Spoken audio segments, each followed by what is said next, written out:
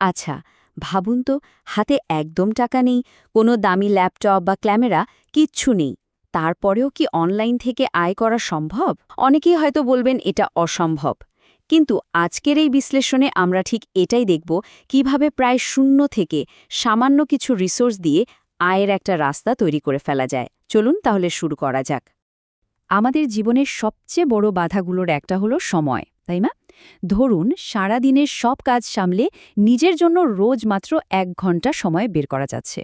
প্রশ্ন হলো, এই সামান্য সময় দিয়ে কি আসলেই কিছু করা সম্ভব? আর সময়ের পর আসে সরঞ্জামের কথা। যদি কোনো ল্যাপটপ না থাকে, যদি সম্বল বলতে হয় শুধু হাতে থাকা স্মার্টফোনটা। চলুন এই দুটো সীমাবদ্ধতা, মানে অল্প সময় আর সাধারণ একটা ফোন, মাথায় রেখেই আমরা সামনে এগোই। এবং শুনতে অবাক লাগলেও উত্তরটা হলো হ্যাঁ, এই অবস্থাতেও সফলভাবে আয়ের রাস্তা তৈরি করা শুধু সম্ভবই না, বরং খুবই বাস্তব। কিভাবে? এর জন্য মূলত দুটো প্রধান পথ আছে, যা নিয়ে আমরা এখন কথা বলবো। প্রথম এবং সবচেয়ে টেকসই উপায়টা হলো নিজের একটা দক্ষতা বা স্কিল তৈরি করে ফেলা। এমন একটা স্কিল যার মার্কেটের চাহিদা আছে এবং মানুষ সেটার জন্য টাকা খরচ করতেও রাজি। আর সবচেয়ে মজার ব্যাপার কি জানেন? আজকাল গ্রাফিক ডিজাইন বা ভিডিও এডিটিংয়ের মতো দারুণ সব স্কিল কিন্তু ইউটিউব থেকে সম্পূর্ণ বিনামূল্যে শেখা যায়। এর জন্য 1 টাকাও খরচ করতে হবে না, শুধু দরকার শেখার ইচ্ছা আর প্রতিদিনের ওই 1 ঘন্টা সময়। পথটা কিন্তু খুবই সহজ। প্রথম ধাপ, ইউটিউব দেখে একটা বেসিক স্কিল যেমন গ্রাফিক ডিজাইন শিখে ফেলুন। দ্বিতীয় ধাপ, যা শিখলেন তা অনুশীলন করুন। ক্যানভা বা ক্যাপকাটের মতো ফ্রি অ্যাপ তো ফোনেই আছে। আর বেসিক কাজটা একটু শিখে গেলেই তৃতীয় ধাপে ফেসবুক বা ফাইবারের মতো প্ল্যাটফর্মে ক্লায়েন্ট খোঁজা শুরু করে দিন। বিশ্বাস করুন, ফ্রিতে শিখেও হাজার হাজার টাকা আয় করা একদম সম্ভব। শুধু চেষ্টাটা চালিয়ে যেতে হবে। আচ্ছা, একটা প্রশ্ন আসতেই পারে, যদি কেউ নতুন করে কোনো স্কিল শিখতে না চায়, তাহলে কি কোনো উপায় নেই? অবশ্যই আছে। আর এটাই হলো আমাদের দ্বিতীয় পথ। নিজে কিছু তৈরি না করে বরং আগে থেকেই সফল প্ল্যাটফর্মগুলোকে কাজে লাগানো। এখানে এমন 5টা জনপ্রিয় মডেল দেখানো হচ্ছে, যার প্রত্যেকটাই প্রায় কোনো মূলধন ছাড়াই শুরু করা যেতে পারে।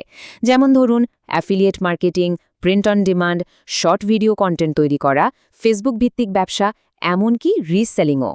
এদের মধ্যে অ্যাফিলিয়েট মার্কেটিং হলো বেশ জনপ্রিয় একটা উপায়। সহজ কথায়, এখানে অন্য কারো প্রোডাক্ট প্রমোট করা হয় এবং সেই প্রচারের মাধ্যমে যখনই কোনো প্রোডাক্ট বিক্রি হয়, সেখান থেকে একটা নির্দিষ্ট কমিশন পাওয়া যায়। ব্যাস। তাহলে এই দুটো পথের মধ্যে আসল পার্থক্যটা কোথায়?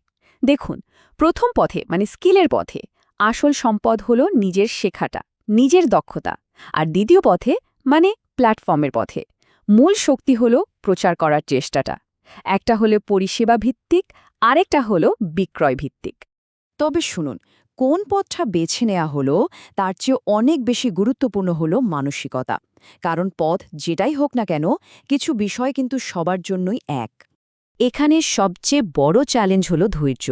অনেকেই খুব দ্রুত ফল না পেয়ে হতাশ হয়ে হাল ছেড়ে দেয়। কিন্তু মনে রাখতে হবে, প্রতিদিন মাত্র 1 ঘন্টা করে সময় দিলে আয়টা হয়তো খুব ধীরে শুরু হবে, কিন্তু ধারাবাহিকতা থাকলে তা একসময় বাড়বে, এটা নিশ্চিত। আর এই কথাটা একদম মনের মধ্যে গেঁথে নেওয়ার মতো। শুরুটা যত ছোটই হোক না কেন, তাতে কিচ্ছু যায় আসে না। আসল ব্যাপার হলো লেগে থাকা, কারণ থামলেই তো সব শেষ। কিন্তু প্রতিদিনের এই ছোট ছোট প্রচেষ্টাগুলোই একদিন জমা হয়ে অনেক বড় একটা সাফল্যে পরিণত হবে। আর সব কথার শেষ কথা হলো কাজটা শুরু করা। অতিরিক্ত পরিকল্পনা বা দ্বিধায় সময় নষ্ট না করে আজ এই মুহূর্তে থেকেই প্রথম পদক্ষেপটা নিতে হবে। কারণ শুরু না করলে তো সাফল্য কখনোই আসবে না। তাই আর দেরি কেন, আজ থেকেই শুরু হোক। তাহলে পুরো আলোচনা থেকে এটাই বোঝা গেল যে উপায় আছে।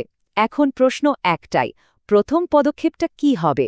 ইউটিউবে একটা টিউটোরিয়াল দেখা, নাকি ক্যানভা অ্যাপটা ফোনে ডাউনলোড করা? সিদ্ধান্ত যাই হোক, শুরুটা হোক আজই।